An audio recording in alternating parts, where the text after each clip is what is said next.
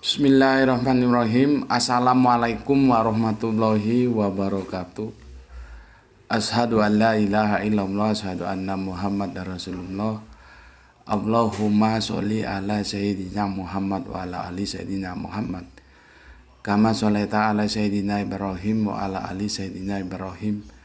Bil alamina innaka hamidum majid. Alhamdulillah kita ketemu lagi ya dalam kajian-kajian sebagaimana waktu-waktu yang lalu, dan kita selalu berdoa semoga tetap sehat ya. Kita akan kembali mendiskusikan tentang pesan-pesan Alkitab dan bagaimana cara kita memahaminya dari pesan-pesan yang disampaikan oleh Alkitab. Tajuknya ya, aku kasih judul seperti ini saja ya. Sesuatu yang berhubungan dengan diksi hamba ya, hamba. Alhamdulillah ya, sebelumnya aku ucapkan alhamdulillah, terima kasih untuk saudara kita yang ada di sebentar lagi ini. Sebetulnya aslinya beliaunya orang Jakarta ya, tapi ada usaha di Serang, Banten ya. Alhamdulillah, terima kasih Mas atau Bapak, aku kurang tahu ya, Mas atau Bapak yang telah menyisihkan rezekinya untuk memberikan dukungan terhadap aktivitas dakwah ini ya. Kemarin sudah saya terima ya. Alhamdulillah, terima kasih. Awalnya beliau tidak menyebut nama ya, tidak menyebut nama, jadi seperti ini, ditutup seperti ini, ditutup begini nih ya, ditutup ditutup seperti ini ya. Memang di dalam Islam itu ada dua aturan dan kita tinggal memilih. Kalau kita ingin menjaga hati kita terhadap amal-amal kebaikan kita, itu biasanya tidak mau disebut namanya ya. Ya, dia melakukan kebaikan, entah itu infak, entah itu sodako, entah itu menyumbang pembangunan masjid atau apalah, yang itu intinya untuk perjuangan dakwah Islam. Itu ada yang memang tidak mau disebut namanya, seperti ini ya, saudara kita Bapak atau Mas yang ada di Serang, Banten, yang aslinya Tangerang ya, tapi usahanya ada di Serang, Banten. Itu tidak menyebutkan nama ya, walaupun akhirnya setelah aku tanya baru mau menyebutkan namanya ya. Tetapi ada juga yang menyebutkan namanya. Ya, misalkan dia memberikan sumbangan atau apa, infak dakwah segala macamnya lah ya, dia menyebutkan namanya. Ada yang begitu. Jadi dua tipologi ini, menyebut nama ataupun tidak menyebut nama, ketika kita melakukan sebuah kebaikan, itu sama-sama dibenarkan ya. Yang tidak menyebut nama itu biasanya mereka yang menjaga kehati-hatian, karena sesuatu yang namanya ikhlas itu sulit ya. Maka untuk kehati-hatian tidak menyebut nama. Tetapi adapun yang menyebut nama itu juga diperbolehkan, karena itu akan memberikan education kepada yang lain, pembelajaran kepada yang lain-lain sebagai sebuah contoh ya, supaya teman-teman lain ya atau orang-orang di sekitarnya mencontoh dia, atau dia dijadikan sebuah idol ya, contoh, model, role model. Oh, itu Bapak itu, oh Mas itu sudah melakukan kebaikan, ayo kita mencontoh apa yang dilakukan Bapak itu boleh. Jadi dua-duanya boleh, tergantung kondisi mana yang mau kita ambil ya, dan itu tidak ada masalah. Nah, sekarang aku mau fokus yang tidak menyebut nama ya. Bismillahirrahmanirrahim. Aku ngopi dulu ya.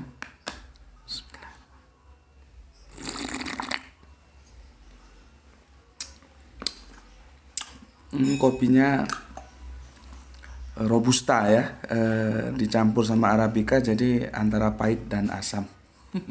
Nanti kita akan berbicara rasa ya sebagai entry point untuk menjelaskan kajian kita. Oke. Banyak juga di antara saudara-saudara kita ketika mereka melakukan kebaikan tidak mau disebut nama, biasanya menyebutkan dirinya dengan hamba Allah gitu ya. Seperti contohnya Mas yang dari Jakarta tapi sekarang ada usaha di Tangerang, Banten juga nggak mau nyebut nama ya. Tapi setelah aku tolong dong disebutin namanya supaya aku bisa berterima kasih gitu, baru disebutkan nama. Seperti tadi biasanya mereka yang tidak mau nyebut nama itu memberikan inisial cukup dengan hamba Allah begitu ya. Oke, sebelum aku lanjutkan, terima kasih untuk Mas yang di Serang, Banten atas bantuannya. Semoga infak dakwah yang diberikan itu menjadi catatan soleh Bapak atau Mas ya bersama keluarga di rumah, sehingga perjalanan aktivitas dakwah ini masih bisa tetap kita lanjutkan gitu. Juga kepada yang lainnya aku ucapkan terima kasih semuanya lah ya, kepada yang mengambil bagian dalam dakwah ini. Oke, aku lanjutkan. Terkait dengan yang tadi, sebuah istilahan hamba Allah ya, hamba Allah kan begitu biasanya. Maka kajian kita saat ini aku beri tajuk itu begini. Ya. Haruskah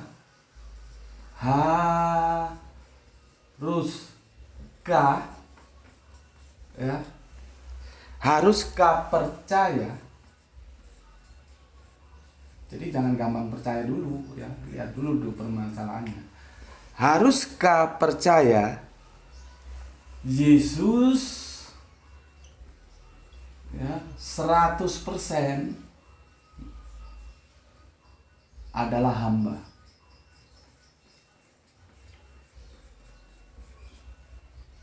Adalah hamba.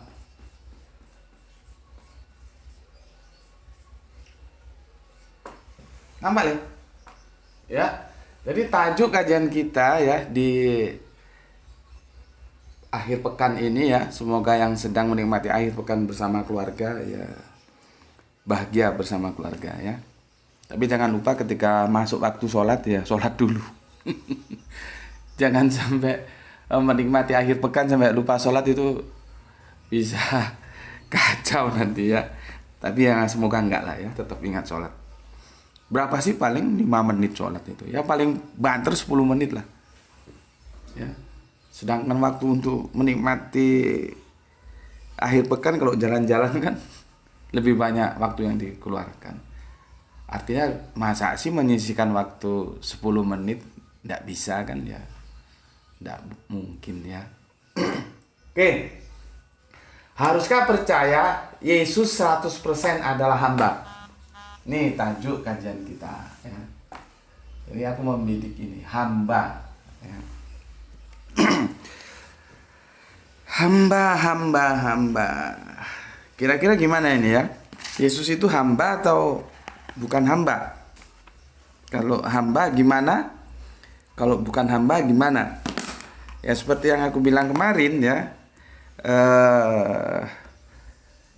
agama-agama samawi itu adalah agama kitab. Sebuah pernyataan itu harus disandarkan kepada apa kata kitab ya. Karena kita berbicara dalam perspektif biblikal, maka kita akan merujuk kepada perjanjian baru ya. Apa kata kitab perjanjian baru itu? Apakah Yesus itu benar-benar 100% hamba? Ya. Menarik ini diskusinya. Atau begini dulu lah ya, supaya nanti enak langsung bisa runut. Aku jelaskan gini dulu. Kita kan dulu sudah pernah mengkaji 100% Allah, 100% manusia ya. Kan Yesus itu dipraming ya oleh Apollinaris sebagai dui natur ya, natur Allah dan natur manusia. Kemudian karena tidak mungkin ada 50% Allah ya, maka dikatakanlah bahwa Yesus itu 100% Allah dan 100% manusia. Dan kita sudah diskusikan, kalau nggak salah itu sekitar 1 tahun yang lalu, itu videonya sudah ada, itu bisa dilihat lagi. Sebuah dogma yang Yesus 100% Allah 100% manusia, atau yang lebih dikenal dengan dogma dui natur, itu ya 11-12 dengan dogma Tritunggal ya. Artinya dia melanggar kebenaran akal dan melanggar pesan dari Alkitab. Alkitab tidak pernah mengatakan Yesus 100% Allah 100% manusia. Sampai mampus lah dicari ayatnya, tidak ada ini ya. Tunduklah terhadap Alkitab, jangan percaya dogma ya, karena dogma itu menyesatkan. Kemudian aku sudah simpulkan tentang 100% Allah 100% manusia, itu melanggar dua kerangka ya, kerangka logika dia langgar, kerangka Alkitabiah juga dia langgar. Jadi ya sudah, ngapain dipakai, orang udah jelas-jelas melanggar gitu ya. Cuman dalam tataran keimanan ya, yaitu ya nggak apa-apa kalau ada teman-teman yang masih percaya, ya kita harus hormati ya. Tetapi dalam diskusi akademis itu sudah harusnya dibuang jauh-jauh ya. Oke, jadi kan begini hitung-hitungannya ya. Karena nanti akan berbicara tentang hitung-hitungan juga. Esen tahu ya, esen itu ternyata tidak baik loh untuk kesehatan ya, maka harus dihindari. Maka kalau kalian membeli makanan atau minuman yang itu hubungannya dengan rasa, itu hati-hati. Apakah dia rasa murni atau esen? Esen itu sebuah, kalau kita berbicara rasa tapi itu apa ya, tidak natural, pabrikan itu ya, sebuah tipuan ya, seolah-olah kita makan, katakanlah makan apa ya, makan ada kue gitu ya, rasanya anggur gitu ya, ada buah anggurnya padahal itu bukan buah anggur, itu esen. Ada juga misalkan nanas, padahal buah nanas tapi itu esen gitu ya. Dan ternyata di dalam apa itu yang teman-teman ngerokok, bukan rokok, apa namanya itu yang biasanya keren gitu ya, gini pakai listrik itu, pave atau apa gitu. Itu kan tinggal pilih itu, mau aroma mangga, duren, apa aja ada. Dan itu esen, bukan naturali durian beneran, enggak ya, itu pabrikan semua, dan itu menimbulkan efek terhadap kesehatan kita. Maka kalau bisa dihindari saja. Oke, aku akan mengambil esen ya sebagai sebuah analogi untuk menjelaskan kepada kalian. Pertamanya begini, 100% ya, ini hitung-hitungan sederhana kok ya, itu sama dengan begini loh. Jadi sama dengan 1, sama dengan dia totalitas, dia tertutup untuk yang lain ya. Ini kalau kita belajar statistik dasar tahulah ya, nggak terlalu ribet, bahwa 100% itu ya 100/100 itu satu ya, totalitas ya, tertutup untuk yang lain. Jadi wungkul, orang Jawa bilang utuh, wungkul, itu 100% ya. Nah sekarang kalau ada esen ya, esen apa, nanas misalkan ya, nanas ini ada gini mangkuk gitu ya, esen nanas itu kita masukkan ke sini ya. Maka ini ya, kita bilang bahwa rasanya itu kalau kita makan ya, kita minum ya, kalau ini minuman ya, maka dia 100% nanas ya, karena dimasukkan esen nanas, nggak ada yang lain. Begitu juga misalkan esen anggur ya, esen anggur Hati-hati loh ya, kalian kalau beli minuman itu belum tentu, dan hampir bisa dipastikan itu esen bukan buah ya.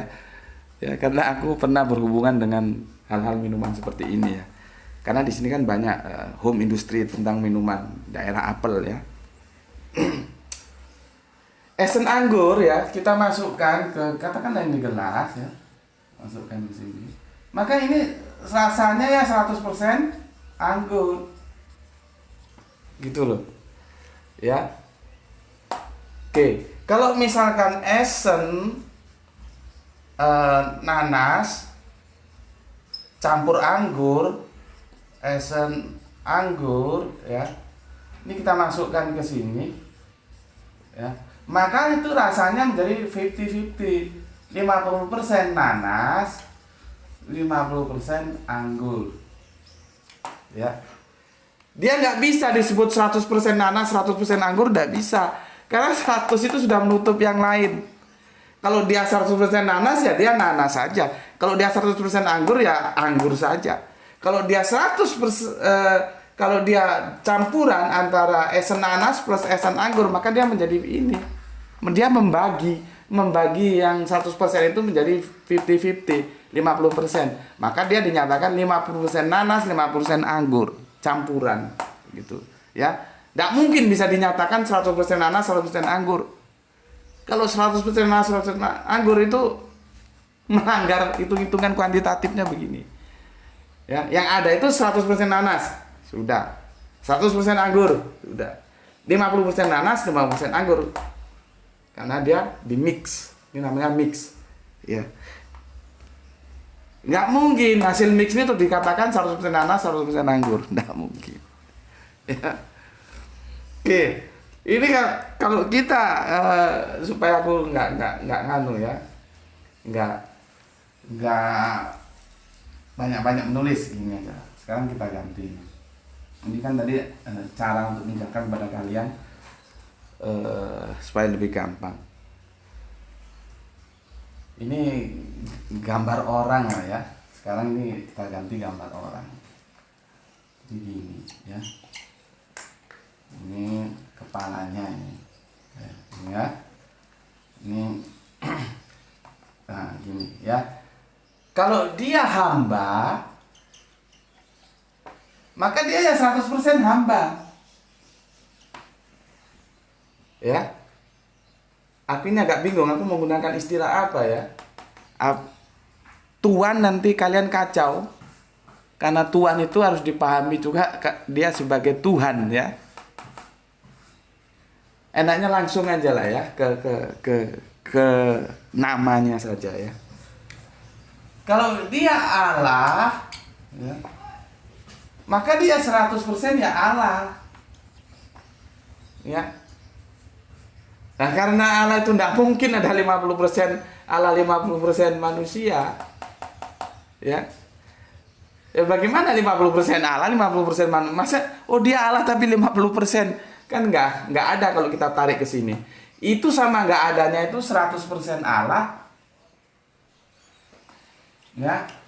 100% manusia. Ya, ketika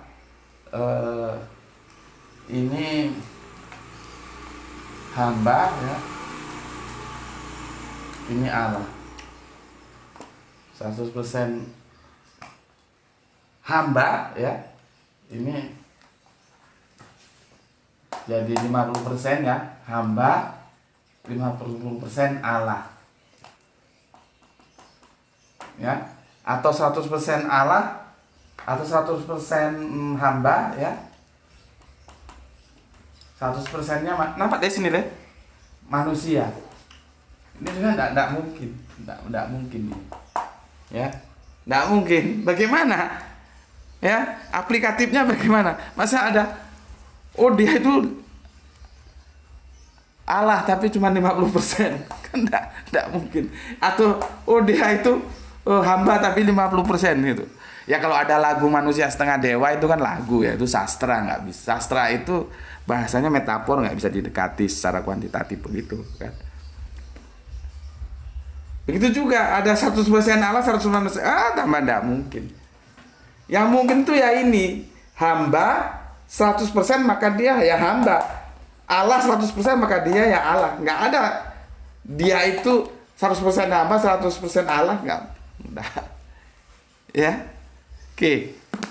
Di sini paham ya? Kuncinya di sini, pahami ini bahwa 100% itu menutup 100/101 utuh, tidak memberi peluang kepada yang lain. Ya. Tapi kalau kamu mau mengikuti analogi yang pertama tentang esen tadi ya nggak apa-apa. Kamu katakan 50% hamba, 50% Allah. Tapi logikanya ada nggak 50% Allah kan itu? Secara kuantitatif ya terserah kalau mau begitu ya. Tapi kan ya nggak mungkin. Begitu juga 100% Allah 100% manusia atau hamba itu jelas melanggar ini. Ya. Oke, nggak mungkin lah ya. Ini sekedar apa? Ya orang-orang eksak itu senangannya kan begini. Ini kan jadi yang namanya ilmiah ya, yang namanya ilmiah itu bukan yang sulit-sulit itu ilmiah, bukan begitu. Justru ilmiah itu membuat yang sulit itu menjadi sederhana untuk mudah dipahami, itu ilmiah.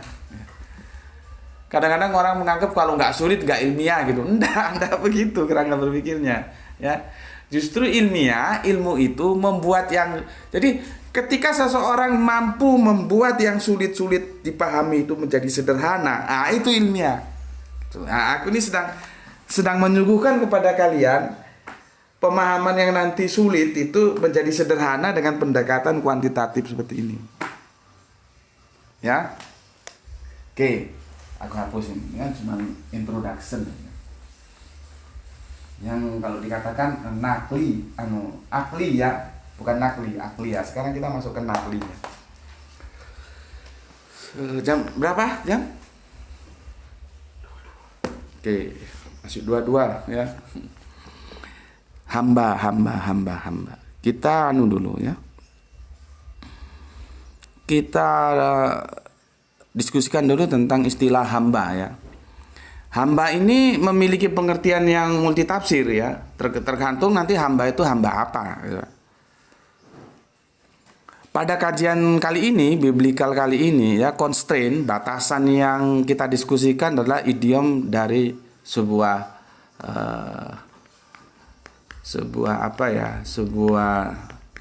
narasi ya, hamba Allah ya. Jadi kita tidak mengatakan hamba-hamba yang lain, hamba Allah ya. Sebuah pengertian bahwa semua makhluk itu harus mengabdi kepada Allah.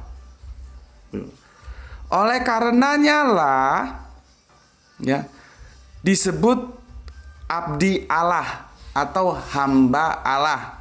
Abdi Allah kalau dalam perspektif Arabian itu menjadi ada Abdillah, ada Abdullah gitu ya, seperti bapaknya Kanjeng Nabi Muhammad tuh Pak Abdullah ya.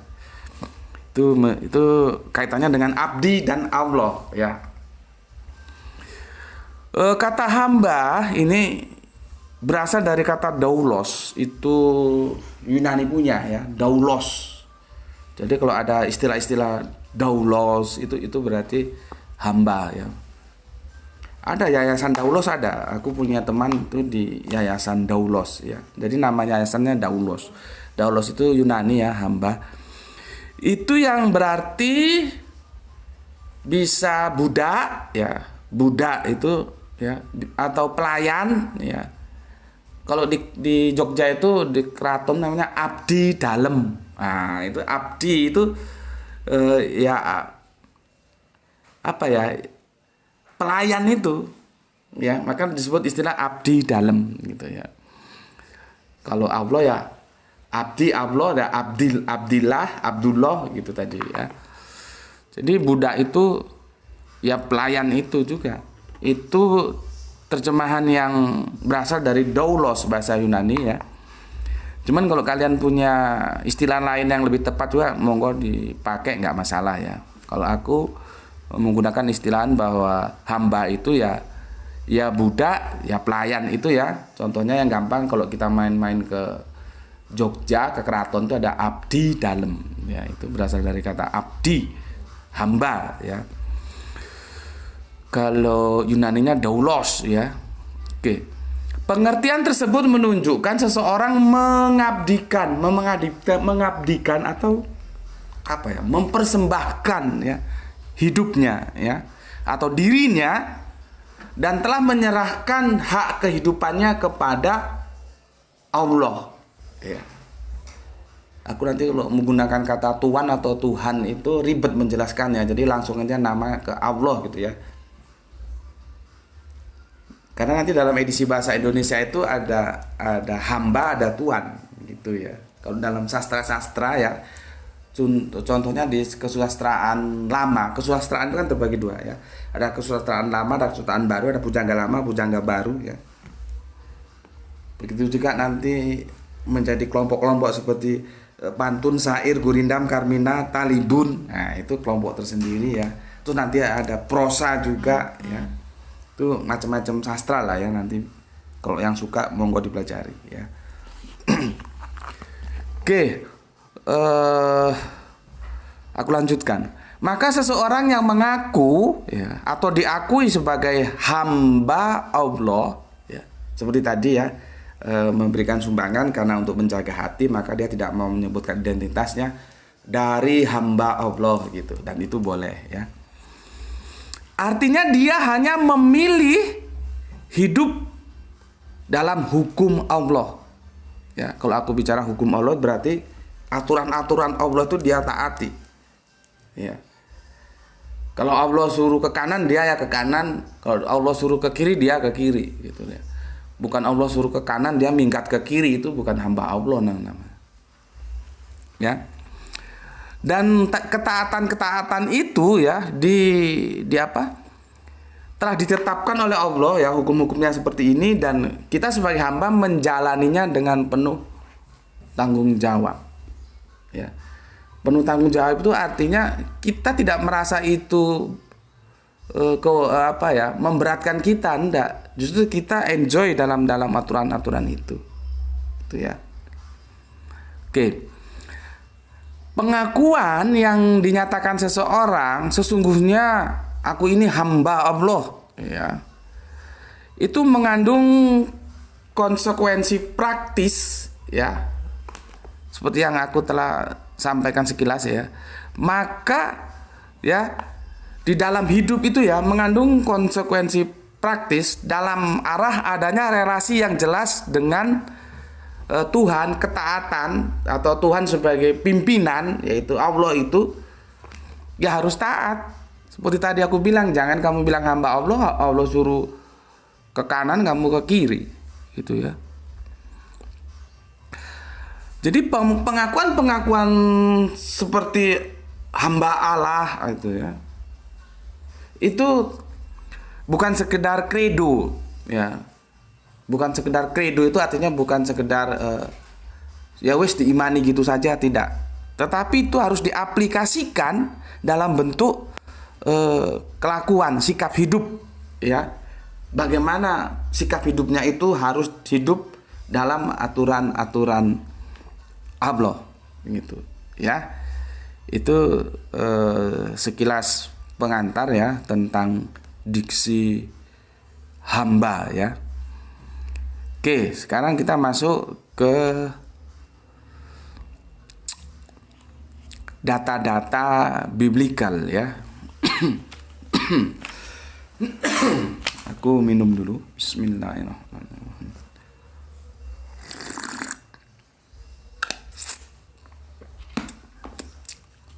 Kamu buka Bibelmu ya di Perjanjian Baru ya, tapi siapkan juga Perjanjian Terakhir, nanti kita nukil seperti kemarin ya, kita nukil. Jadi kita coba jelaskan Perjanjian Baru mengatakan demikian, Perjanjian Terakhir mengatakan demikian. Kemarin kan begitu ya.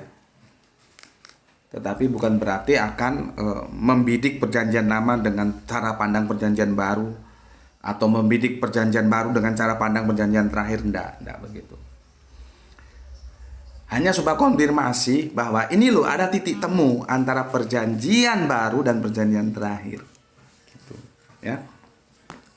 Oke, sekarang buka KPR, Kisah Para Rasul ya. Kisah Para Rasul. Kalau aku nulis KPR itu berarti Kisah Para Rasul 427. Ini kalau ada apa namanya yang bisa ditembakkan di sini apa namanya itu? Proyektor. Itu lebih asik, aku bisa menjelaskan ayat ke ayat itu clear gitu ya. Jadi bukan sekedar opini yang dilemparkan tanpa sandaran alkitabiahnya. Oke, aku baca aja ya karena memang nggak ada proyektornya. Kamu baca juga punyamu supaya kalau aku salah nanti salah kutip bisa meluruskan. Oke, Kisah Para Rasul 427. Sebab sesungguhnya telah berkumpul di dalam kota ini Herodes dan Pontius Pilatus bersama bangsa-bangsa dan suku-suku bangsa Israel melawan Yesus hamba-Mu yang kudus yang Engkau urapi. Ya, aku kasih bold di situ ya, cetak hitam, hamba-Mu.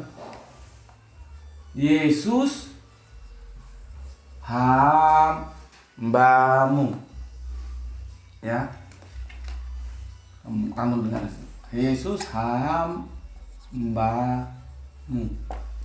Ya, nih, ya, mungkin aku kasih warna ini supaya lebih berbeda. Nah, ini ya, Yesus hamba-Mu. Kita sudah menemukan satu pernyataan dalam Kisah Para Rasul 427. Yesus itu hamba-Mu. Hamba, ya, munya ini kemana? Ya ke Allah itu. Jadi Yesus itu hamba-Mu, Yesus itu hamba Allah, ya. Oke, kita lanjutkan Kisah Para Rasul 430. Kisah Para Rasul ya 430 ya. Ini aku baca ayatnya kadang-kadang dia lompat loh ya, nggak urutan 4 terus 5, nggak, kadang-kadang 4 3 5 acak ya. Jadi nggak urutan seperti di kitabnya. Karena apa? Karena aku ingin merangkai sebuah pemahaman yang itu bisa semudah mungkin kalian pahami ya. Kisah Para Rasul 430. Ulurkan tanganmu untuk menyembuhkan orang, dan adakanlah tanda-tanda mujizat oleh nama Yesus hamba-Mu yang kudus. Sama. Di sini dikatakan Yesus hamba-Mu yang kudus. Ya. Yesus hamba-Mu ya, yang kudus. Jelas ya? Sekarang kita lanjut ke Kisah Para Rasul. Nah, ini dia turun dari 4 ke 3. Kisah Para Rasul 3:13 ya. Jadi kalau aku nulis KPR itu Kisah Para Rasul. Kisah Para Rasul 3:13 ya. Kisah Para Rasul 3:13. Wah, ini jauh ke belakang ini ya, sampai ke Bapak Abraham ini ya. Allah Abraham ya. Jadi bahasa memang begitu. Allah Abraham, Allah Ishak, Allah Yakob. Jangan kamu pahami bahwa Abraham itu Allah ya, Ishak itu Allah, Yakob itu Allah, tidak begitu ya. Memang tulisannya begini. Sebetulnya kan Allahnya Abraham, Allahnya Ishak, tapi LAI tidak menulis begitu. Allah Abraham. Nah, artinya kita harus sedikit cerdas memahami itu maksudnya gimana gitu ya. Bukan ada Abraham itu Allah, bukan begitu. Maksudnya Allahnya Abraham. Cuman ditulisnya Allah Abraham. Ya. Benar, ini sempit tempatnya jadi agak capek. Ya, memang tempatnya sempit, mau gimana lagi ya, santai dulu. Kadang-kadang pinggang capek juga kalau duduk lama-lama ya. Oke. Kisah Para Rasul 3:13. Allah Abraham, Ishak, dan Yakob, Allah nenek moyang kita, telah memuliakan hambanya, yaitu Yesus, yang kamu serahkan dan tolak di depan Pilatus, walaupun Pilatus berpendapat bahwa ia harus dilepaskan. Ya. Nanti kalau kita baca tentang kisah ini itu di perjanjian baru ya, di Injilnya itu ya, itu nanti cuci tangan ya. Jadi istilah cuci tangan itu bisa jadi diambil dari peristiwa pengadilan Yesus itu sebelum disalib ya. Cuci tangan artinya, oh dia cuci tangan dari masalah itu gitu, artinya dia melepas diri ya, nggak ikut-ikut cuci tangan gitu. Ya itu sisi lain lah, nanti kita bisa diskusikan ya. Aku ulangi, Kisah Para Rasul 3:13. Allah Abraham, Ishak, dan Yakob, Allah nenek moyang kita, telah memuliakan hambanya, yaitu Yesus, yang kamu serahkan dan tolak di depan Pilatus, walaupun Pilatus berpendapat bahwa ia harus dilepaskan. Hambanya, yaitu Yesus. Ya. Kan enak kalau kita taat sama Alkitab ya. Hambanya siapa? Yesus. Tuh. Ya. Oke, sekarang KPR 326 ya. KPR 326. Kalau tertulis gini kan enak ya. Kamu nggak terima, tinggal klik aja mana yang kamu terima. Ya, ini semua Alkitabiah, bukan asal berpendapat lepas landas, tidak punya dasar Alkitabiah apapun ya. Itu namanya bukan kajian-kajian biblikal gitu. Ya, nggak bisa. Yang namanya agama itu, apalagi terlebih lagi samawi, yaitu harus disandarkan ke Alkitab. Apa kata Alkitab? Orang kita ngikuti Alkitab saja itu belum tentu benar kok. Karena apa? Bisa jadi Alkitabnya itu informasinya sudah distorsi. Apalagi sudah berlawanan dengan Alkitab, jelas nggak bener wis, gitu loh. Ya, sebetulnya gampang beragama itu. Kamu mau ngaji dulu lah supaya kamu nggak dipermainkan oleh pemuka-pemuka agama ya. Kalau di Islam begitu, kalau di Kristen ya kamu belajar Alkitab dulu lah, supaya kamu ada pendeta bilang begini, ada bapak-bapak gereja bilang begini, kamu bisa tentukan ini omongannya bener gak sih gitu. Jadi jangan kamu seperti harddisk kosong ya, terus mempersilahkan dirimu itu untuk diformat semau-maunya oleh seorang programmer yang itu bisa kiai, bisa ustadz, bisa pastor, bisa pendeta, bisa bapak-bapak gereja. Orang mereka juga bisa salah kok. Kalau kamu diformat salah dan kamu menerimakan dirimu dengan sukarela untuk diformat, ya keblangsak Ron. Dulu. Kamu mau diformat kalau formatnya itu benar. Caranya gimana? Kamu belajar Alkitab juga. Gitu loh. Kalau pendeta ngomong gini bla bla bla, loh, Pak Pendeta maaf, itu Alkitab bilang begitu gimana? Gitu. Itu juga kita di Islam. Ada ustadz, ada kiai bilang bla bla bla bla, loh, Pak Yai maaf, Pak Ustadz maaf. Itu hadisnya bilang begini, Al-Qur'annya bilang begini. Gitu. Itu namanya kecerdasan, gitu loh. Ya.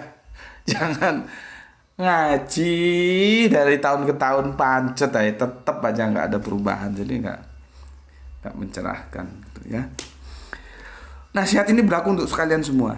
Kalian Islam, kalian Kristen, berlaku. Belajarlah kalian tentang kitab suci ya.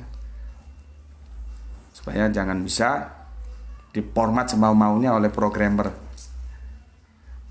Nanti programmernya nggak bertanggung jawab, kamu salah format, jadi hang terus. Kenapa akidahnya sering hang? Karena dia mau diformat dan programmernya juga salah format, akhirnya hang terus gitu ya. Oke, kita lanjut. Itu sekedar intermezzo. Kisah Para Rasul 3:26 ya. Dan bagi kamulah pertama-tama Allah membangkitkan hambanya. Ya. Jadi Yesus itu dibangkitkan loh ya, bukan bangkit sendiri. Itu harus dipahami juga dengan cerdas. Ya. Artinya kalau nggak dibangkitkan dia yang nggak bangkit, gitu loh. Ya. Jadi ada hukum gramatikal itu antara kalimat pasif dan kalimat aktif ya. Kalau membangkitkan itu aktif, kalau dibangkitkan itu pasif, gitu ya. Kalau yang gini-gini saja tidak dipahami atau diterjang karena kalian sudah terbius oleh dogma, ya seperti kata Yesus, jangan harap perkara-perkara besar kalau perkara kecil aja kamu nggak setia. Ya, itu sudah sederhana sekali pesannya itu. Jadi kalau kamu nggak setia kepada perkara-perkara kecil, jangan harap kamu setia pada perkara-perkara besar. Kan sederhana sih untuk memahami kalimat pasif aktif itu sederhana. Jadi nggak usah ngotot kalau dibilang bahwa Yesus itu tidak bangkit sendiri, dia dibangkitkan. Gitu loh. Ya. Oke.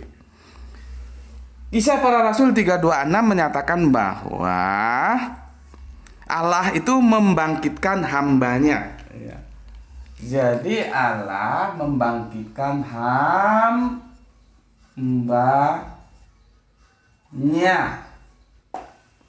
Ya. Oke. Ini kompilasinya ternyata banyak ya. Sekarang kita ke kitab Wahyu 10:7 ya. Wahyu Wahyu 10:7 ya, kitab Wahyu 10:7. Semakin banyak data yang kita tampilkan, semakin akurasinya tinggi ya. Tetapi pada waktu bunyi sangkakala dari malaikat yang ketujuh, yaitu apabila ia meniup sangkakalanya, maka akan genaplah keputusan ya rahasia Allah seperti yang telah ia beritakan kepada hamba-hambanya, yaitu para nabi. Jadi nabi itu hamba-hambanya. Nabi itu hamba Allah, jangan nabi kamu angkat jadi Allah, itu kan nggak tahu lah pakai bahasa apa lagi aku harus mengingatkan kalian itu ya. Jadi gini, sekarang ucapanku itu bisa jadi menyinggung perasaanmu. Jadi kamu anggap racun, tapi ketika kamu mati, kamu mampus. Ucapanku itu adalah madu, obat yang bisa menyelamatkan. Bahwa Yesus itu hamba, bukan Allah. Itu loh, ya. Ini bukan masalah suka tidak suka, serang menyerang, tidak ada di sini. Penyampaian secara alkitabiah bisa dipertanggungjawabkan. Makanya aku tulis. Bismillahirrahmanirrahim. Ya. Apa kata Wahyu ya? Jadi nabi-nabi itu hamba. Yesus itu nabi, maka dia hamba. Gitu loh. Ya. Wahyu 10:7 ya. Hamba-hambanya para nabi ya. Hambanya siapa itu? Para nabi. Jadi para nabi atau nabi-nabi itu hamba. Nabi siapa? Siapa saja. Dari mulai Kanjeng Nabi Adam sampai Kanjeng Nabi Muhammad itu hamba. Jadi jangan justru overlapping menjadi Allah. Ya. Oke, sekarang Wahyu 2:26. Wahyu 2:26. Ya. Ini pinggangnya mulai kerasa ini. Sempit tempatnya, ya. Wahyu 2:26. Lalu berkata kepadaku, perkataan-perkataan ini tepat dan benar, dan Tuhan Allah yang memberikan roh kepada para nabi. Jadi yang memberikan roh itu kepada para nabi itu Tuhan Allah itu. Kalau nggak diberi roh, ya. Roh itu apa? Kalau di sini itu kehidupan, nafas. Kehidupan, jangan kau bilang rohani. Rohani itu kan gadis gang 5 sama gadis gang 6. Yang gang 5 namanya rohana, gang 6 namanya rohani. Jadi kok dikumpulkan rohana rohani. Sorry ya, intermezzo. Roh itu kehidupan ya. Jadi yang menghidupkan para nabi itu ya Allah itu. Ya. Berapa tadi? Wahyu 226 ya. Lalu ia berkata kepadaku, perkataan-perkataan ini tepat dan benar, dan Tuhan Allah yang memberi roh kepada para nabi telah mengutus malaikatnya untuk menunjukkan kepada hamba-hambanya. Diperkuat lagi ya. Jadi para nabi itu hamba-hambanya Allah. Ini ya, hamba-hambanya itu para nabi itu. Ya. Oke. Sekarang Wahyu 11:18. Dia kan nggak urut kan dari 10:22 terus ke 11. Jadi aku nggak urutan makin besar makin besar enggak. Karena aku mengambil kontennya supaya gampang aku menjelaskan dan gampang juga kalian menerima. Sekarang Wahyu 11:18 ya. Wahyu 11:18. 11:18. Dan semua bangsa telah marah, tetapi amarahmu telah datang dan saat bagi orang-orang mati untuk dihakimi dan untuk memberi upah kepada hamba-hambamu, nabi-nabi dan orang-orang kudus, dan kepada mereka yang takut akan namamu. Itu semua hamba. Nabi itu hamba, orang-orang kudus itu hamba. Kita ini yang taat terhadap hukum Allah, maka nanti aku bilang hamba Allah, hamba Allah. Itu loh. Jadi di luar yang satu itu yang bernama Allah itu, semua itu hamba. Gampangnya gitu loh, ya. Wahyu ini sudah jelas menjelaskan, ya. Berapa tadi? 11:18 ya. Jadi hamba-hambamu, nabi-nabi dan orang kudus, dan kepada mereka yang takut akan namamu, itu maksudnya taat terhadap Allah ya. Itu semua hamba ya. Ya. Jadi nabi ya. Terus orang kudus, terus kita ini yang takut taat pada hukum Allah ya, taat hamba Allah. Ini hamba. Ya. Sekarang Wahyu 19:5. Masih nambah. Wahyu ya 19:5. Apa katanya?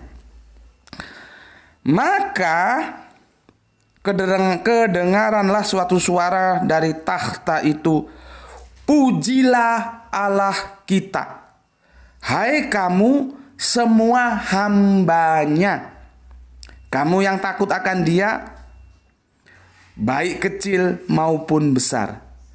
Jadi hai kamu semua ini yang aku bilang tadi, di luar ya, nama suci itu alif lam lam ha atau YHWH itu semua kamu itu hamba, gitu loh. Abdi, pelayan, budak. Itu kalau pakai bahasa Melayu itu ya. Jadi kita itu sebetulnya hanya boleh menjadi budak Allah. Selain itu tidak boleh. Makanya dalam Islam itu perbudakan itu dihapuskan. Ya, cuman karena itu sudah mendarah daging dari kehidupan, bukan hanya kehidupan bangsa Arab saja, bangsa Israel juga ada. Tentunya menghapuskan perbudakan itu bukan sesuatu yang mudah, karena sesuatu yang sudah menjadi budaya itu penyelesaiannya juga perlu kontra budaya ya. Jadi dia kultural. Jadi kalau misalkan kalau kita lihat hadis-hadis itu kita ada kesalahan tuh, maka cara menebus kesalahannya itu merdekakan budak ya. Itu cara yang ditempuh dalam perspektif Islam, bagaimana menghapus perbudakan. Baru nanti dalam kehidupan modern ya, itu kan hukum perbudakan itu tidak boleh lagi. Ya, dulu kalau aku belajar ada hukum apa ya, yang itu mengatur hubungan antara majikan dan karyawan ya, dalam sebuah perusahaan gitu ya. Kan ada perusahaan ya, nanti ada ada majikan, ada karyawan ya. Aku lupa namanya itu mata kuliah apa itu ada. Yaitu sebagai wujud tata kelola ulang bagaimana supaya hubungan antara majikan dan karyawan itu tidak seperti hubungan antara majikan dan budak pada era-era dulu gitu loh ya. Itu nanti dibingkai dalam kesepakatan kerja ya. Kemudian kalau sekarang era modern ada serikat pekerja itu ujung-ujungnya nanti ke sana ya. Artinya 1500 atau tahun yang lalu ya, atau 15 abad yang lalu, atau sekarang mau masuk ke 16 ya. 16 abad yang lalu itu Islam sudah berbicara bahwa perbudakan itu harus dihapuskan. Gitu loh. Ya. Karena tidak boleh manusia itu lahir dari rahim ibunya itu dalam keadaan merdeka. Kalaupun dia menjadi budak, dia hanya boleh menjadi budak Allah karena Allah lah yang memiliki dia sesungguhnya gitu. Jadi kalau kesadaran bahwa kita ini budaknya Allah, kita ini hamba, kita itu enak dalam membentuk ketaatan kepada Allah. Allah suruh puasa, Allah suruh sholat, Allah suruh ikut nabi itu, kita ikut nabi itu gitu loh. Jangan sudah aku akan minta kepada ya Bapak seorang penolong yang lain yang dia akan menyertai kamu selama-lamanya, tapi kamu nggak mau turut. Itu ngomong hamba Allah. Ya repot ya. Oke, Wahyu 19:5. Aku tuntaskan ini tinggal satu ini ya. Untuk yang perjanjian baru ya. Hai kamu semua hambanya. Jadi hai kamu semua hambanya. Hai kamu itu semua ya, termasuk aku, kau ya, kita itu hamba. Ini hamba. Ya. Oke. Aku mulai jelaskan. Di sini Yesus hamba. Di sini Yesus juga hamba. Di sini Yesus hamba. Di sini Yesus juga hamba. Di sini ya, para nabi itu hamba dan Yesus juga nabi, dia hamba. Ya. Di sini juga para nabi itu hamba. Ya. Di sini ya, nabi, orang kudus, kita ini orang awam, asal kita taat terhadap hukum Allah, ya hamba juga. Ya. Hai kamu, semua kamu itu hamba. Tuh. Jadi kalau aku tarik ini semua ya, dari sini ya, lihat ini hamba, ke sini hamba, ke sini juga hamba, ke sini hamba, ke sini hamba, ke sini hamba, ke sini ya hamba. Sekarang tinggal kamu menjawab pertanyaan ini. Haruskah percaya Yesus itu 100% adalah hamba? Datanya ini. Masa lu gak bisa jawab? Udah aku paparkan gini datanya. Masih ngomong Yesus itu Allah. Ya? Berapa lama nih? 53. Nah sekarang kita lihat korelasinya dengan Al-Quran ya. Aku tulis di sini aja. Di sini nampak deh. Quran atau di sini ada ya. Quran surat Az-Zukhruf ya. Ini surat 43 ya. Az-Zukhruf surat 43. Kita mulai di ayat 58 ya. Ini ayat ini sebetulnya nanti terkait dengan ayat yang lain karena ini pengulangan. Jadi gini loh, Kanjeng Nabi itu mengatakan ya bahwa semua yang menyembah dan yang disembah ya selain Allah itu nar semua itu. Ya. Lalu ada ya namanya Arab jelebo itu ya. Dia memang ya tujuannya sebetulnya bukan mau tanya, hanya mau menyanggah saja. Astagfirullah. Bismillahirrahmanirrahim. Aku minum dulu. Ya. Lalu di ayat yang ke-58 dia mengajukan ya sosok nama ya. Sosok nama ya. begini ya. Ini yang berapa tadi? 58 ya. Harusnya ini ke belakang lagi ya, tapi terlalu panjang, gini aja, 58 aja. Dan mereka berkata, manakah yang lebih baik, Tuhan kami atau dia, maksudnya Isa ya. Mereka tidak memberikan perumpamaan. Ini Allah sudah jelaskan. Maksudnya mereka itu Arab jelebo pagan itu ya. Mereka tidak memberikan perumpamaan itu kepadamu, melainkan dengan maksud membantah saja. Sebenarnya mereka adalah kaum yang suka bertengkar. Jadi bukan mencari kebenaran sebetulnya. Supaya enaknya aku bacakan di sini ya. Sini 43, surat 43 ya. Surat 43 Az-Zukhruf ya. Oke. 43 suratnya 5. Nah, ini loh. Ya. Ini perikopnya Nabi Isa alaihissalam mengajak kaumnya untuk beriman kepada Allah. Ya, perikopnya ini. Ya. Ya. Yang kita mulai dari 43 ya. 43, aku bacakan di sini. Dan tatkala putra Maryam, ya maksudnya tentunya ya Kanjeng Nabi Isa, orang putranya cuma satu ya, dijadikan perumpamaan, tiba-tiba kaum Quraisy bersorak karenanya ya. Jadi ini sebetulnya menceritakan kembali ya kejadian pada waktu Kanjeng Nabi membacakan di hadapan orang-orang Quraisy, itu ayat 98 surat Al-Anbiya ya. Sesungguhnya kamu dan yang kamu sembah selain Allah adalah kayu bakar neraka jahanam gitu ya. Jadi ini pengulangan. Jadi kalau kita lihat dari sini, kita mengulang-ulang penjelasan itu ada sunnahnya juga ya, seperti Al-Quran ini ya. Oke, itu behind screen-nya ya supaya kalian paham. Aku ulangi lagi.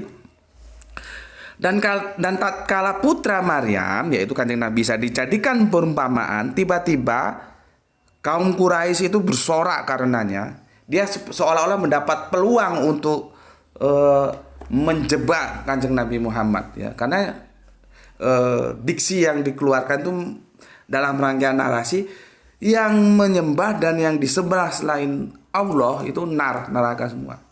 Lalu diajukan, nih, bagaimana nih kalau Kanjeng Nabi Isa? Gitu loh kira-kira ya. Karena kan beliau kan nabi, masa nabi masuk neraka gitu loh. Jadi mau menjebak Rasulullah atau Kanjeng Nabi Muhammad itu pada posisi mundur kena maju kena gitu ya.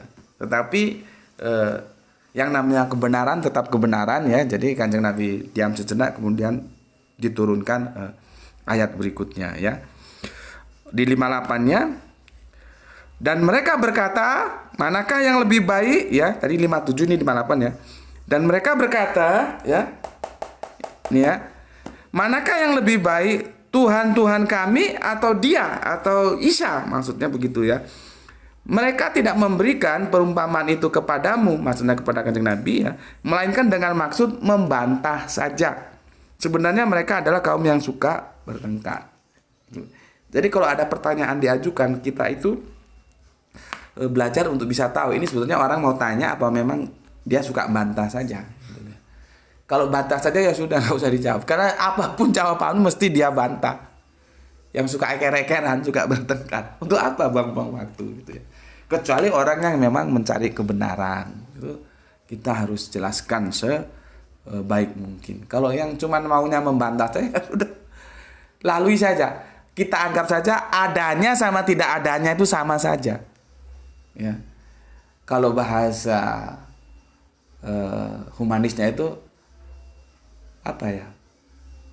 Persona non grata, kira-kira itulah ya. Nanti kalau kurang tepat silakan dicari yang tepat ya. Jadi adanya dan tidak adanya itu sami mawon. Dia hadir, dia tidak hadir sami mawon. Gitu ya. Orang Jawa bilang nggak direken gitu ya. Karena apa? Tujuannya memang tidak mendiskusikan dengan baik, tidak mencari kebenaran, hanya mau membantah saja. Di sisi lain kadang dijelaskan dengan Al-Quran itu dikasih tahu nggak dikasih tahu ya lidahnya itu menjulur. Dijulurkan lidahnya. Oke. Kemudian ya, itu dari ayat 57, 58 ya. Kemudian masuk yang ke-59. Ini langsung ditegaskan, tadi kan yang disodorkan Kanjeng Nabi Isa, maka dijelaskan di ayat ke-59. Isa tidak lain hanyalah seorang hamba yang kami berikan kepadanya nikmat atau kenabian, dan kami jadikan dia sebagai tanda bukti kekuasaan Allah untuk Bani Israel. Jadi di ayat 59 Kanjeng Nabi Isa itu seorang hamba. Ini yang 58 diajukan, kita mulai 57 tadi kan ya. 57 tadi kita baca sudah ya. Terus ini 58, terus sekarang ke 59. Masih ayat yang sama ya. Masih ayat yang sama. Di situ dikatakan bahwa Kanjeng Nabi Isa atau Yesus itu hamba. Yang dia terpilih, terangkat menjadi nabi. Ini ya. Oke. Ya. Kita biarkan dulu itu, kita mengutip ke ayat lain. Jadi kita ini lari dari satu ayat ke ayat yang lain ya. Kita mengkompilasi. Kemudian Quran surat Maryam surat 19:93 ya. Nampak sini deh. Quran surat Maryam ya, surat 19 nomornya 93 ya. Tidak ada ya seorang pun, ini bahasanya sastrawi banget ini ya. Tidak ada seorang pun di langit dan di bumi melainkan akan datang kepada Allah yang Maha Kuasa itu ya, Maha Pengasih ya, tidak lain sebagai seorang hamba. Hamba. Ya, jadi selain Allah itu hamba. Sama di sini tadi. Hai kamu semua hamba. Ya. Nabi-nabi itu hamba. Di sini dia nabi. Ya. Jadi Kanjeng Nabi Isa di surat Az-Zukhruf ya, 59 itu hamba. Di Quran surat Maryam 19:13, tidak seorang pun, ini bahasanya sastrawi ya, yang ada di langit yang di bumi datang kepada Gusti Allah yang Maha Agung kecuali sebagai seorang hamba. Ya. Jadi ada titik temu, ada meeting point. Di sini dikatakan hamba, di sini juga dikatakan hamba. Ya. Sama seperti ini tadi, ya. Oke. Maka sekarang aku closing ya. Sudah aku paparkan berapa lama nih? Sudah 1 jam lebih ya. Ya gitulah kalau kita mengupas ayat memang lama ya. Aku minum dulu, bismillahirrahmanirrahim.